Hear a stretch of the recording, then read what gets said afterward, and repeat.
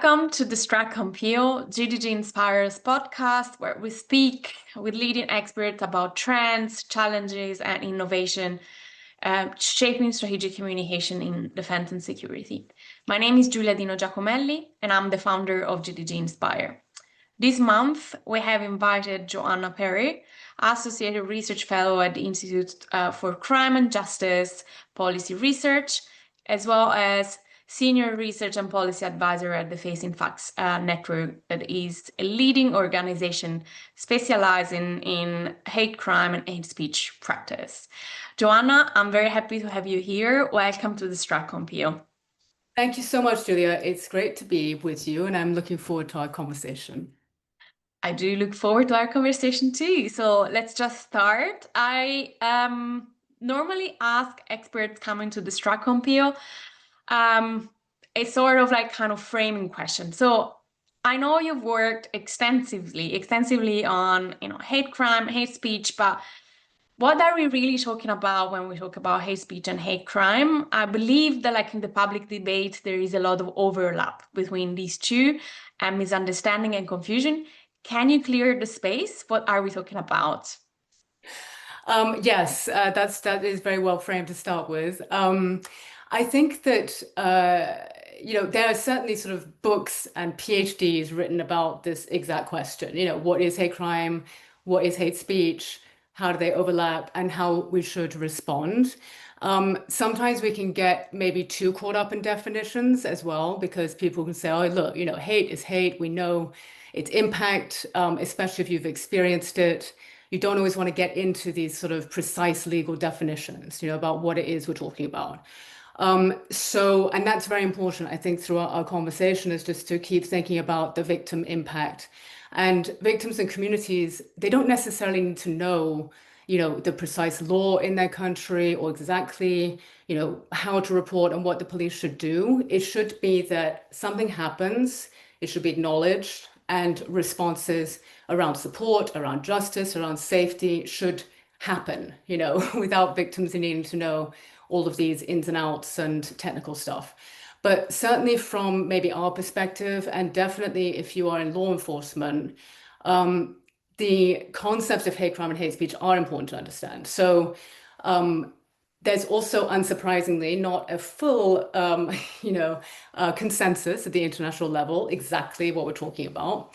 But broadly speaking, hate crime is where you have a criminal offense already in your criminal code at the national level, thinking about, say, theft, various forms of assault, physical assault, sexual assault, threats that are committed with a biased motivation. So they're committed because you are perceived or you are part of a protected group. So when we think of protected groups, I think we'll probably often think of, say, racist hate crime or anti-Muslim hate crime or LGBT hate crime, homophobic crime, anti-Semitic crime. So it's where you're targeted because of who you are, because of who you're perceived to be by a criminal offense. So that's hate crime. Hate speech obviously includes, discrimination, hate, bias, prejudice in the same way that hate crime does. But the first thing that kind of is foregrounded is expression. So from a policing perspective, it's really about like, okay, I can see there's hate, but has a crime taken place? Is this expression or speech at a criminal threshold? In other words, it's not protected by freedom of expression obligations and protections, which we all have, many of us have in our constitutions, the right to freedom of expression. It's a fundamental right. We say people have the right to shock, offend, disturb. And so from the policing perspective, the question isn't, is hate involved? The question is this criminal? And then there are various other forms of hate speech, which may be subcriminal, administrative offenses, civil offenses. And there's certainly there's no consensus at the international level about what should be criminalized. And that's obviously one of the challenges around policing hate, especially in the online space that can be cross-jurisdictional. But I think the important thing there is that when we're looking at hate crime, it's actually it's lesser known. I think people they're not as aware about, say, racist assaults on the street, or maybe disability abuse in care homes that can be forms of hate crime. And I think people are more aware maybe of hate online and hate expression.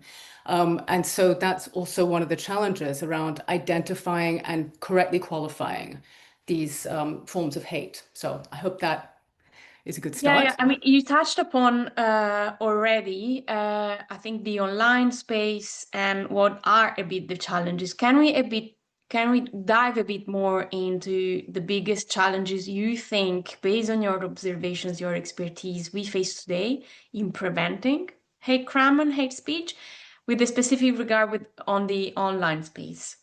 Yes, sure.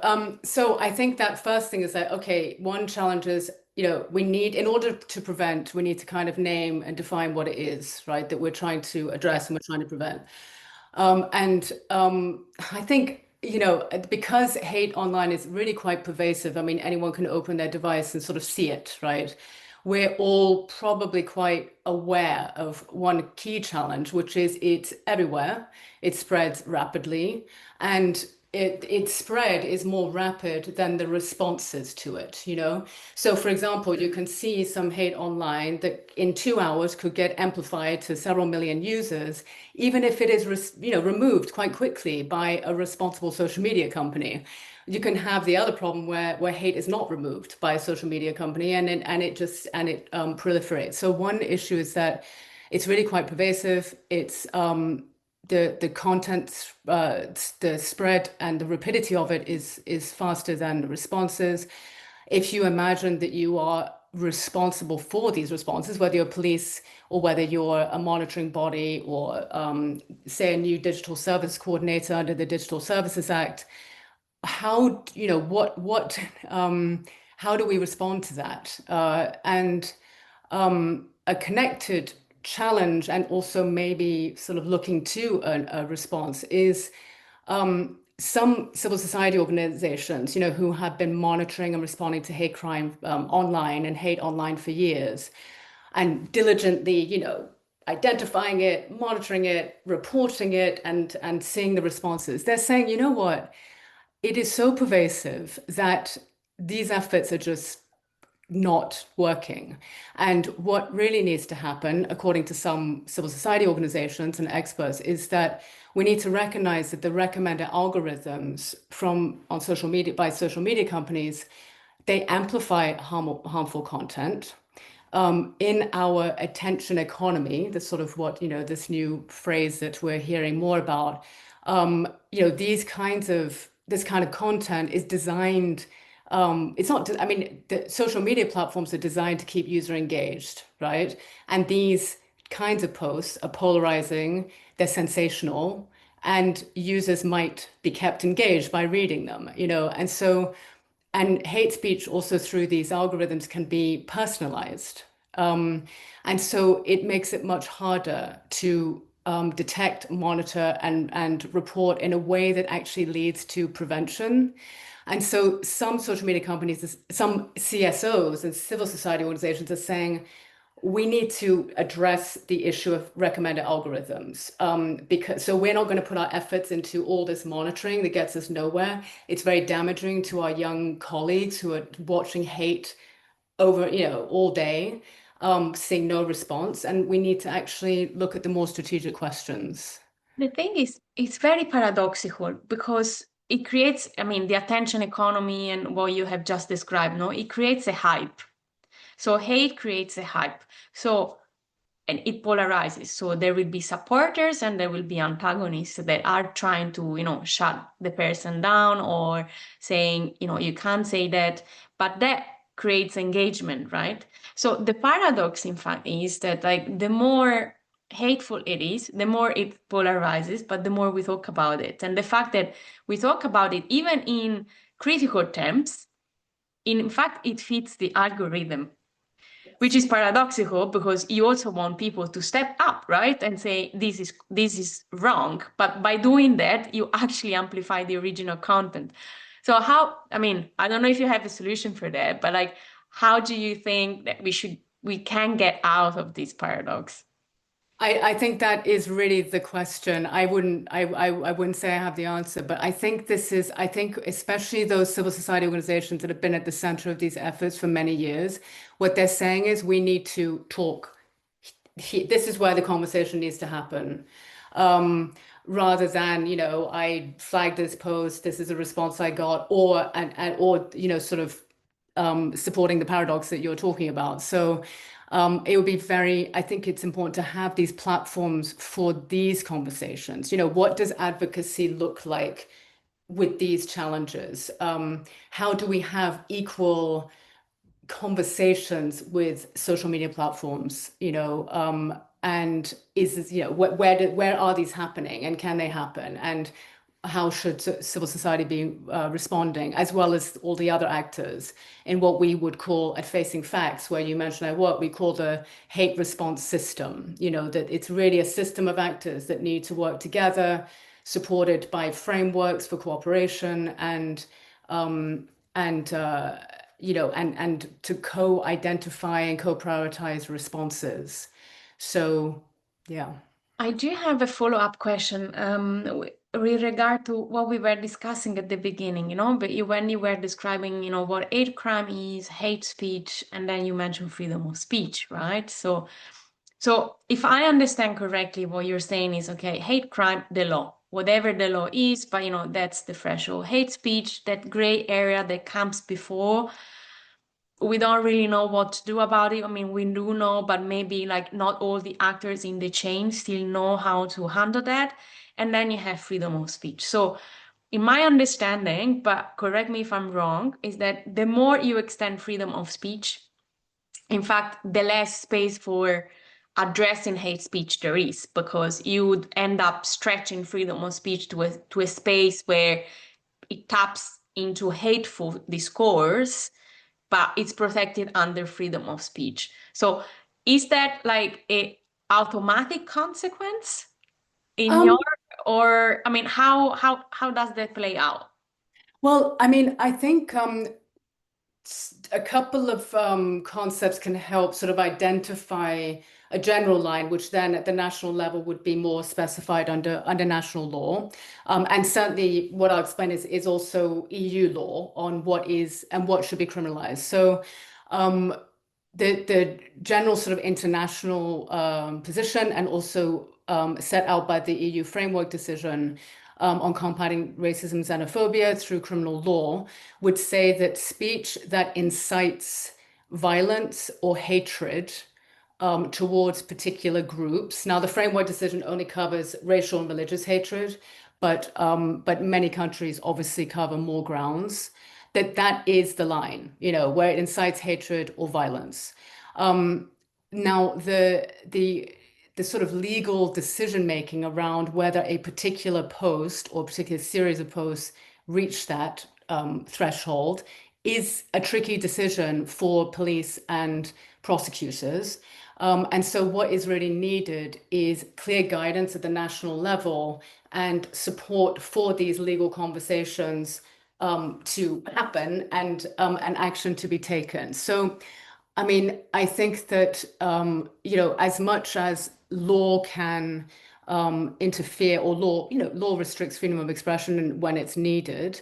Obviously, hate speech itself restricts freedom of expression, because if you are of a minority community and you're just surrounded by this hate speech, you're just not going to feel confident engaging in a very important civic space, which is the online civic space. And so that's another challenge, that where we don't have safe spaces, to engage with clear rules, or rules that are enforced, targets and communities of hate speech just might disengage. They might only go to what they think of safe, very, safe spaces, and they won't report some really serious stuff that might be hate crime online. For example, threats and harassment. These are forms of hate crime. And sometimes, it's just not reported because they are losing confidence. Yeah. Wow, okay. We're just moving into like another, let's say, corner of the conversation, but how can institutions, platforms, communities really work together to spot but also address hate speech early, but without over-policing at the same time the online space.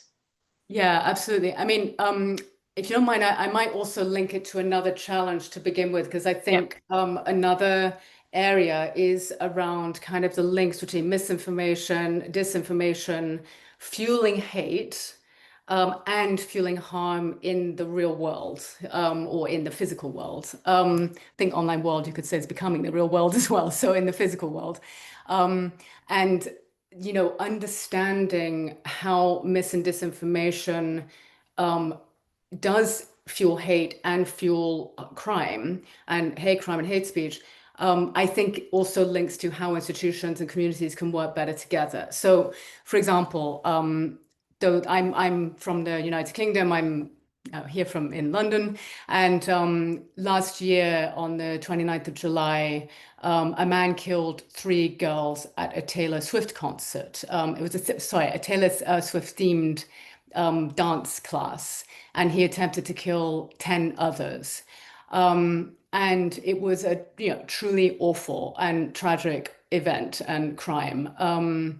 And very quickly, within an hour or two, mis and disinformation was spread about the nationality and background of the perpetrator. And it started from just a single LinkedIn post, which was deleted by LinkedIn within 2 hours, but not before it was shared, by national influencers, right-wing generally influencers, and international. And in fact, the attack was carried out by a man who was born in this country. He was born in Wales, Axel Rudikubana, and he was found guilty earlier this year. But what happened was we had riots throughout the summer last year throughout the United Kingdom.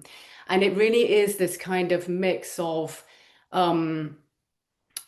I think like hyper local, like very much like a particular incident, a particular town, which was horrendous for that in that community.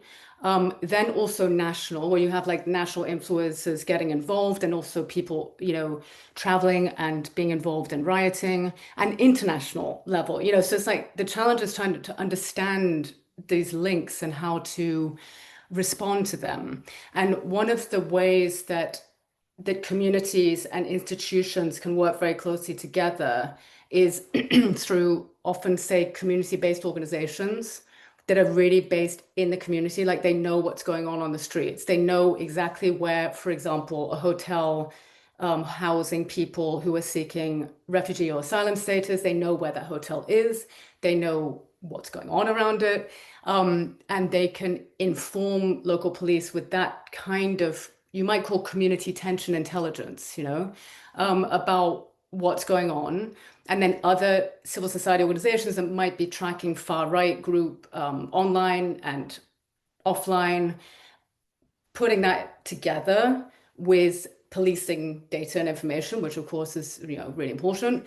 And the work that we do at Facing Facts is like really trying to look at how do you create the relationships and frameworks that allow that to happen, that allow local communities who sometimes may not trust the police for other reasons, and national organizations that need the resources to do this work, and this kind of ongoing, very trusting relationships to share information and to come up with the right responses.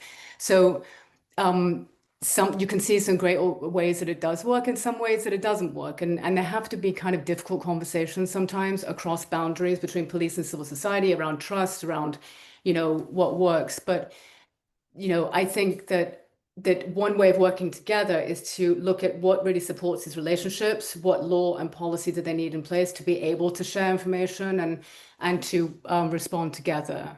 But it really is a huge challenge, and we're right now worried in the United Kingdom about high tensions right now, a year later. So yeah, I mean, and at the end, when we talk about this sort of like multi-stakeholder cooperation, there is always an excuse not to do it, or like a blaming exercise of, this entity hasn't done it. And, like, because of course you do need some coordination of some sort, right?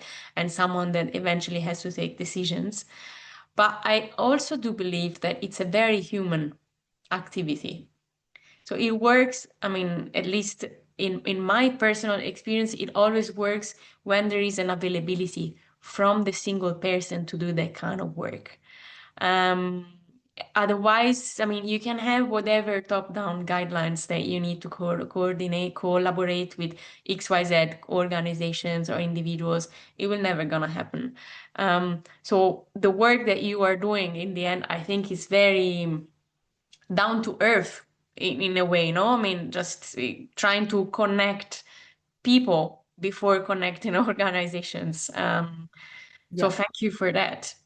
I think you're right. I mean, we often talk about change agents. I think we all do in this world, in this field that we work in. And although we're talking about these very rapid changes in technology and forms of harm, it's often the same people who have been working on this for sometimes decades, and they're driven by often personal and professional motivation, which is very strong. Sometimes they don't always have the support of their hierarchy, and and they are driven to connect with other change agents in, say, civil society organizations, researchers, equality bodies.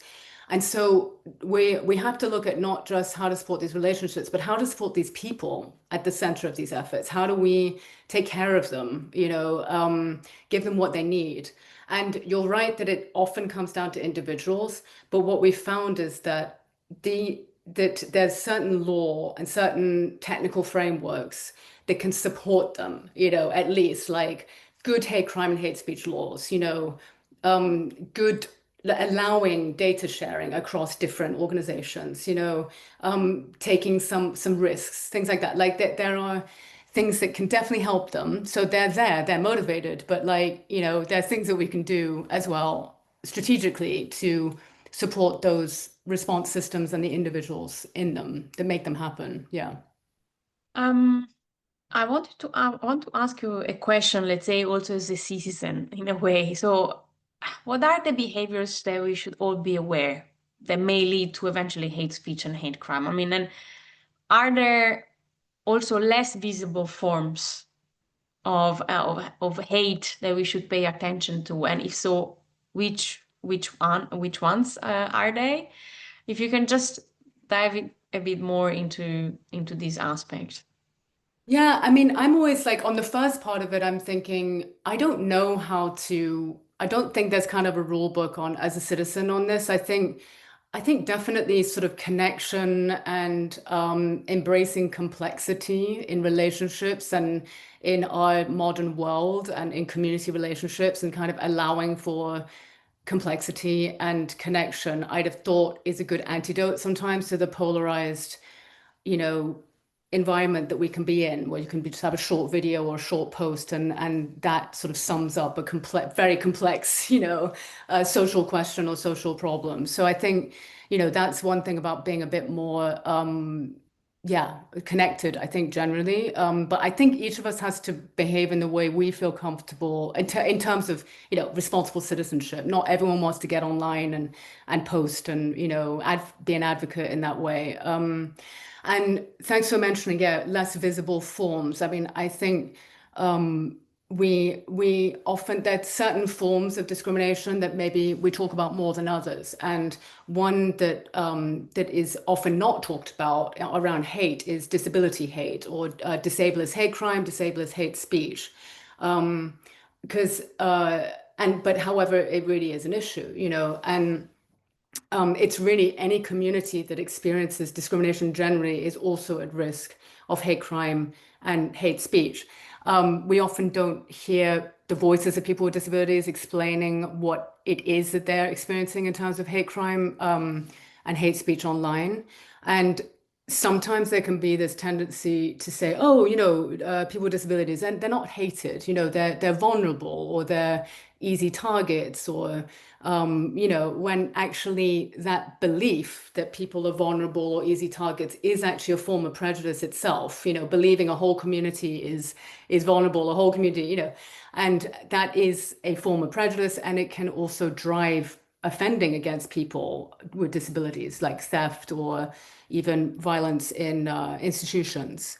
And so there's another area around intersectionality. We're not all just one thing. Obviously, we have gender, we have our different identities, and we, especially when we think about a victim response, to kind of go back to the beginning, or community responses. When a person experiences hate, they are experiencing it as a whole person. So, as say, a gay woman, or a disabled woman, for example. So when we think about what support might be needed, we need to think about the whole experience, not just one community or one form of prejudice.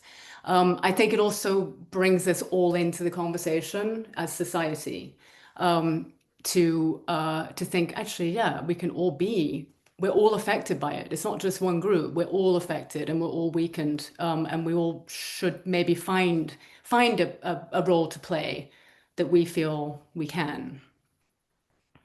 I really like to conclude our conversation on this positive note and optimistic note. I truly hope this will be the case more and more than what we have been observing in the last months.